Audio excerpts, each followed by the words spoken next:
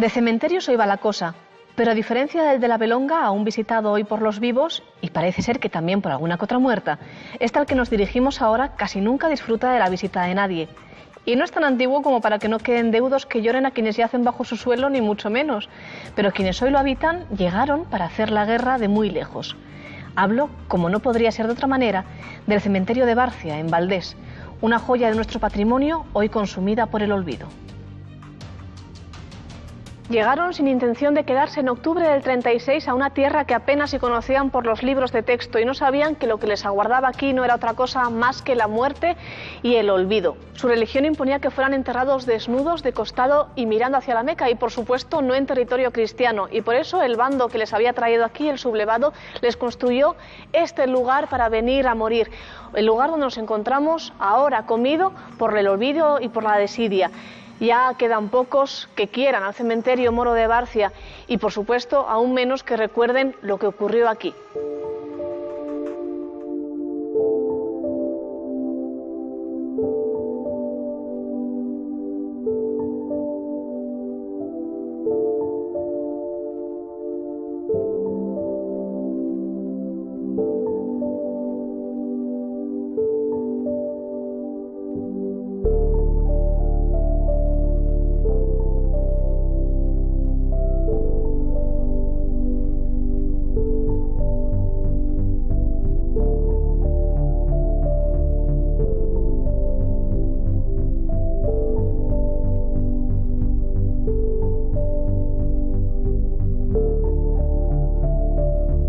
Buenos días, Paco. Hola, buenos días, ¿qué tal? Encantada de estar aquí en Barcia ante una pieza de nuestra historia. Sí, una pieza importante. Muy importante y muy desconocida, además. Sorprendente encontrarse dentro de la Asturias profunda, de la Asturias del bosque asturiano, de la rasa costera, pues con una pieza de ladrillo, con los materiales de la construcción de aquí, con un arco de herradura que se asimila siempre con la España musulmana y con el sur de España.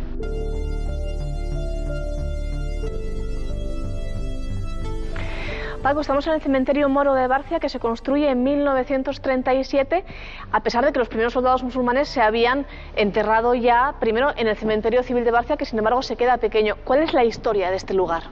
Bueno, pues como tú has dicho, la historia se marca dentro de la Guerra Civil Española y dentro de la ofensiva de las tropas nacionales o nacionalistas hacia Oviedo, la brigada que venía desde Galicia en dirección hacia Oviedo, y los fallecidos, los enterrados aquí, los moros de los tabores regulares del ejército regular español, del ejército de África, que participaron en la ofensiva, y unos cuantos de ellos pues están enterrados aquí.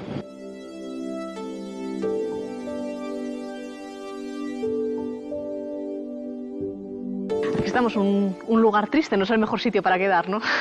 Pues no, pero... ¿No? Pero bueno. Tu padre fue uno de los voluntarios, podríamos decirlo muy entre comillas, que estuvieron aquí enterrando a los cadáveres de los musulmanes que reposan en el cementerio, ¿verdad? Sí, voluntario, él desde luego que sí, porque desde luego con 12 años que no había cumplido, sus padres seguro que no lo obligaron, y que eso fue fruto, la presencia de él, fruto de que le apeteció por algo, porque les pagaban algo. Iban otros jóvenes, pero claro, mayores que él. Y desde luego fruto también de la inconsciencia propia. Claro. Y también de lo que luego serían mis abuelos maternos, porque claro, lo que aquí se encontraron no lo imaginaba. Para quien no sepa mucho de historia, puede llamar la atención de por qué en la guerra civil combaten soldados musulmanes y además traídos al efecto de la guerra civil. ¿Cuál es la razón de la presencia de estos soldados aquí? Bueno, son musulmanes, pero son sustancialmente moros, es decir, habitantes del norte de África, de las provincias que Roma llamaba las Mauritanias, que eran dos, la Mauritania tingitana y la Mauritania cesariense. Así que los habitantes de esas Mauritanias se les conoce con el nombre de moros. España había obtenido en la conferencia de Algeciras una parte del protectorado de Marruecos, y entonces tuvo que ocupar ese protectorado.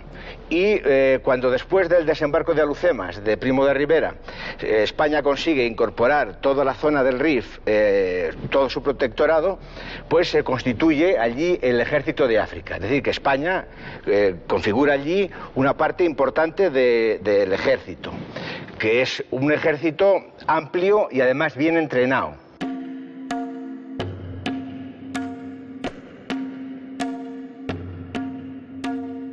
Cuando se produce el estallido de la guerra civil, el ejército de África es lo primero que Franco y el conjunto de los generales que se habían sublevado contra la República se plantean como necesidad estratégica fundamental, que es el paso del ejército de África a España.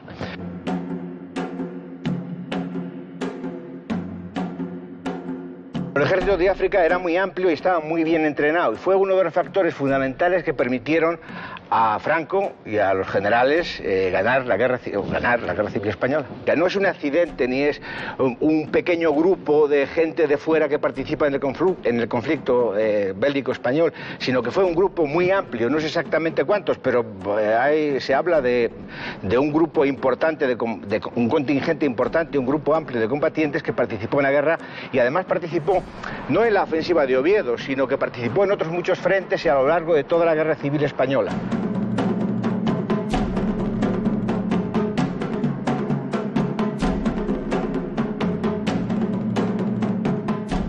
Un factor clave, se podría decir. Sí, así fue, un factor clave, tanto por la cantidad como por la calidad de los combatientes.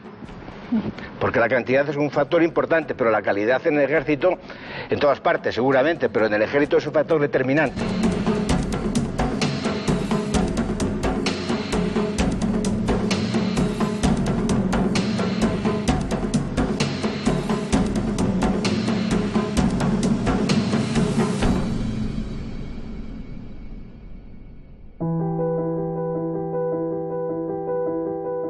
Los muertos, claro, eran muertos de batalla, llegaban destrozados y para un niño de 12 años debió ser impactante lo que vio aquí. Algunos llegaban pues, por efecto de las bombas o por el encarnizamiento de los combates allí donde cayera, ¿no? Y que algunos llegaban en muy mal estado, muy mal estado. No quería hablar mucho de detalles, pero sí, sí. Pero en ningún momento quiso dejarlo. Él, bueno, no se sentía mal, les trataban muy bien, les invitaban a algo que era desconocido para él, té, pero alguien le había dicho que no rechazasen nunca lo que les ofrecían porque lo interpretaban muy mal, ¿no? Entonces, no, nunca habló de una manera penosa de esto. Bueno, se habían prometido que iban a ganar una guerra y que iban a participar en una cruzada también para ellos y que iban a ser compensados de alguna manera, y la compensación que fue el cementerio. Esta.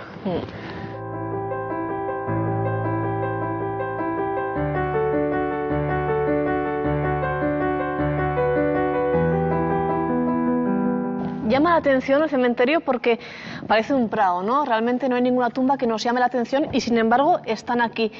¿Cómo se estructura esta tumba del cementerio de Barcia? Bueno, pues la mayor parte de los enterramientos están en esa parte de allí. Es muy sencillo. No están orientados hacia Oriente, en dirección a la Meca, sino que básicamente por la estructura de los enterramientos están orientados en un eje norte-sur. Seguramente esperaban que cuando hicieron el cementerio, cuando se diseñó el cementerio, esperaban que el número de fallecimientos fuera mayor o seguramente traer a otros fallecidos en otras etapas o en otras fases del conflicto que ya se suponía que iba a ser largo. Esta es una. Y aquí hay un enterramiento. Y luego después tiene que haber una en la cabecera y otra en... Esta se conoce que es otro trozo de una piedra que señalaba y que no está en su lugar por alguna razón. Pero esta sí. Aquí hay una. Esta sí, fíjate, y la orientación con la que están enterrados los muertos es esta. En esta dirección que es prácticamente norte-sur. Sí. No en dirección a oriente, sino en dirección norte-sur. Ahí tienes una, aquí hay otra. Aquí hay otra. Aquí. O sea que aquí hay una hilera de cadáveres. Y ahí me parece que hay otra. Se entierran individualmente, sí, ¿no? Sí. A pesar de venir tan destrozados. Sí, son enterramientos individuales, sí, son enterramientos individuales. Aunque él no era plenamente consciente de todo lo que motivaba la presencia de tantos cadáveres aquí, Pues bueno, yo pienso que le tuvo que dar muchas vueltas en la cabeza a una cabeza de un crío de que no había cumplido 12 años, ¿no? Claro.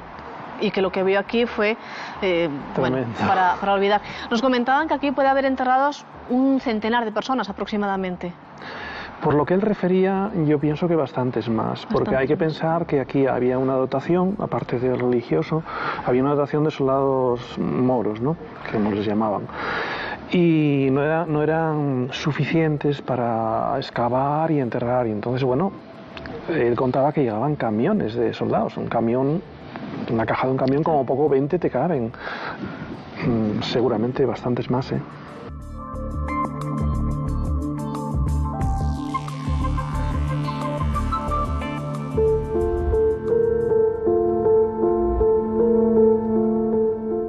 Macario, eres vecino de Barcia y buen conocedor de este cementerio. Me acabas de comentar, de hecho, que bueno, es un cementerio además bien agradecido a pesar de los 80 años que tiene, porque hay partes que incluso conservan su pintura original. Sí, está muy bien construido. Esto, las personas que lo construyeron, que fueron artesanos de Marruecos o de los protectorados, pues sabían muy bien lo que hacían, ¿no? Habían puesto encima del muro el tejadillo para verter las aguas y que no estropease los muros, y eso hace que... Y luego los estucados son estupendos, son perfectamente planos, no hay grietas, en fin, para los años que tiene, y el abandono y el deterioro que pudo haberle causado el tiempo, pues está estupendamente. Es un cementerio muy sencillo, pero que tiene estructuras que no vemos en un cementerio católico. Bueno, hay dos estructuras. Esta en la que estamos, la estructura principal, donde se trataba de acoger a los fallecidos, a los muertos, y después la estructura previa, que se compone, que también está cerrada, con garitas de vigilancia, que tiene un efecto decorativo, porque me parece a mí, porque no creo que nunca hubiera ningún cuerpo de guardia en el cementerio moro. Y en la parte anterior, abierta, esta estaba cerrada, y una puerta, en la parte anterior abierta, era donde se disponía el oratorio, previo a la recepción de los cadáveres y previo al cementerio. O sea que son dos partes, el cementerio propiamente dicho y el espacio previo al cementerio, donde existía un oratorio, una especie de mezquita o recepción o una dependencia que, por lo que se ve, nunca se terminó de construir, no tuvo tejado y que, en fin, pues desde el principio resultó abandonada. Bueno, la construcción no debió de llevarse a término, porque eso se ve por los vestigios, no hay nada que hubiese sustentado un techo ni nada, ¿no? Entonces no debió de llegarse a terminar. Y eso debió de deberse a la rapidez de la guerra, o sea, la toma de Oviedo y todo eso debió de suceder mucho antes de lo previsto, y esto ya al final quedó abandonado, dejó de haber afluencia de cadáveres, y entonces se quedó en lo que hay aquí. Una de las personas a las que conoció tu padre, que es como una constante en toda esta historia, es al Santón Omar, que era el que vigilaba y el que, digamos, hacía los ritos necesarios para que estas personas pasasen al más allá. Sí, era algo que contaba que le impresionaba bastante por la lengua, por las formas expresivas y por todo el protocolo que tenían, que era, pues muy rígido, muy invariable, más que rígido, muy invariable. Las tropas musulmanas tenían sus alfaquíes, su régimen de comida, su régimen disciplinario especial, etcétera, etcétera. O sea que eran cuerpos especiales que tenían entre sus componentes pues a estos personajes, a estas personalidades religiosas que desempeñaban un papel religioso importante para los musulmanes. Primero tenían que excavar las tumbas orientadas a la Meca, que con toda seguridad él no tenía ni idea de dónde era, pero sí era el protocolo invariable. Y bueno, la última intervención era del Santón Alauí, para despedirlos de este mundo y que pasasen a otra vida. El Santón, el imán o alfaquí, tiene entre los musulmanes la significación religiosa de dar un enterramiento conforme al cadáver, darle un enterramiento conforme a las prácticas y a los ritos islámicos. Entonces, igual que los capellanes castrenses acompañaban a las fuerzas españolas, los imanes o alfaquíes o moravitos, que también se les conoce con ese nombre, pues acompañaban obligatoriamente a las tropas musulmanas. Circulaba por aquí cierta leyenda, ¿no? La leyenda de que los cadáveres que estaban aquí enterrados tenían los dientes de oro, y precisamente tu padre puede dar cuenta de eso y de cómo no les dejaban coger los dientes. Sí, a él le sorprendió muchas cosas, ¿no? En primer lugar, bueno, pues nunca había visto a gente de otra raza, estamos hablando de hace 80 años. Y le llamó mucho la atención también de que era muy frecuente que los marroquíes trajesen los dientes fundas de oro, ¿no? Y vamos, no creo que nadie intentase sustraerlos porque, bueno, estaban vigilados y bueno, no... Pero sí. Siempre nos contaban lo típico de que venían, lo que los moros llevaban dientes de oro, y entonces, bueno, entre los chavales oía siempre ese tipo de leyendas. Pero aquí, bueno, no nos atrevíamos mucho a entrar, aparte que había un portón, pero sí subirnos al muro, ¿no? Y mirar dentro. Pero luego aquí dentro realmente no nos atrevíamos a entrar. Tristes historias subyacen bajo las lascas de pizarra que reposan en el suelo del cementerio moro de Barcia, señalando los cuerpos de aquellos muchachos que llegaron aquí en 1936, donde iban a morir muy lejos de donde habían pensado jamás yacer eternamente.